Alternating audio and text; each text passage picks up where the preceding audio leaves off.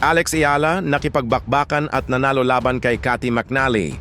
Mga kababayan, panibagong malaking panalo na naman ang ipinakita ng ating tennis star na si Alex Ayala. Sa kanyang latest na laban sa National Bank Open sa Toronto, Canada, hinarap ni Alex ang American tennis player na si Cathy McNally. At hindi naging madali ang laban na ito. 3 sets ang kinailangan ni Alex para tuluyang makuha ang panalo sa isang matinding bakbakan. Sa unang set, agad na ipinakita ni Ayala ang kanyang agresibong laro. Hindi niya hinayaan, si McNally na kontrolin ang mga rallies at naging mahusay siya sa pagkuha ng mahahalagang puntos. Sa pagtatapos ng first set, nakuha ni Alex ang panalo, 6-3. Isang magandang simula para sa Filipina tennis star. Pero hindi basta-basta sumuko si McNally. Sa second set, nag-adjust ang American player at naging mas matindi ang kanyang depensa. Nagkaroon ng mahahabang rallies at ilang momentum swings sa laban. Sinubukan ni Alex na tapusin na ang laban, pero nakabawi si McNally at nagawa niyang kunin ang second set, 7-5. Kaya biglang nagkaroon ng deciding third set! At dito talaga nasubok ang composure, stamina at mental toughness ni Alex Ayala. Hindi lamang tennis skills ang kailangan sa ganitong klaseng laban, kailangan ding manatiling kalmado kahit pagod na at mataas na ang pressure. Nagkaroon din ng problema si Alex matapos siyang madapa at kinailangang mabigyan ng atensyon ng kanyang kanang paa. Pero sa halip na sumuko, ipinagpatuloy niya ang laban.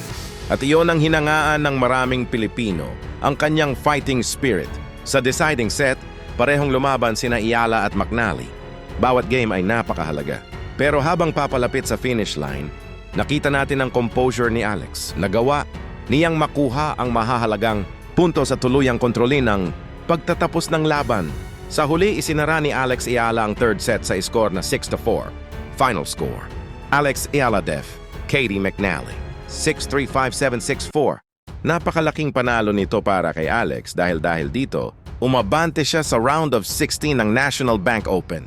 At tandaan natin, galing pa lamang si Alex sa isang napakalaking achievement matapos niyang makuha ang kanyang unang WTA Tour Level Singles title sa Washington.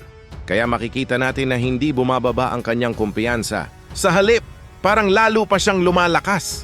Ang panalo kontra McNally ay isa na namang patunay na kaya ni Alex makipagsabayan sa mga matitinding kalaban sa WTA Tour. Hindi naging perfect ang laban. Natalo siya sa second set. Nagkaroon pa siya ng physical scare. Pero ang pinakamahalaga, hindi siya sumuko. At iyon ang klase ng mentality na kailangan ng isang tunay na champion. Ngayon, mas lalong exciting ang magiging susunod na laban ni Alex Ayala sa Toronto dahil nasa round of 16 na siya at patuloy niyang hinahabol ang mas malalim na run sa isang malaking UTA 1000 tournament. Para sa ating mga Pilipino, napakalaking inspirasyon ni Alex. Ipinapakita niya na kahit galing tayo sa Pilipinas, kaya nating makipagsabayan sa pinakamahuhusay na tennis players sa mundo. Hindi madaling makarating sa ganitong level. Kailangan ng maraming taon ng training, disiplina, sakripisyo at higit sa lahat, mental toughness. At ngayong nasa round of 16 na siya, siguradong mas marami pang Pilipino ang susubaybay sa kanyang journey. Ang tanong ngayon, hanggang saan kaya makakarating si Alex Ayala sa Canadian Open? Kaya mga kababayan, suportahan natin ang ating Filipina tennis star. Alex Ayala, congratulations sa napakalaking panalo laban kay Cathy McNally. So anong masasabi niyo sa pinakitang galawan ngayon ni Alex Ayala? E-comment ang inyong opinyon para pag-uusapan natin yan sa comment section. Huwag kalimutang mag-like and follow and subscribe para sa panibagong latest sports.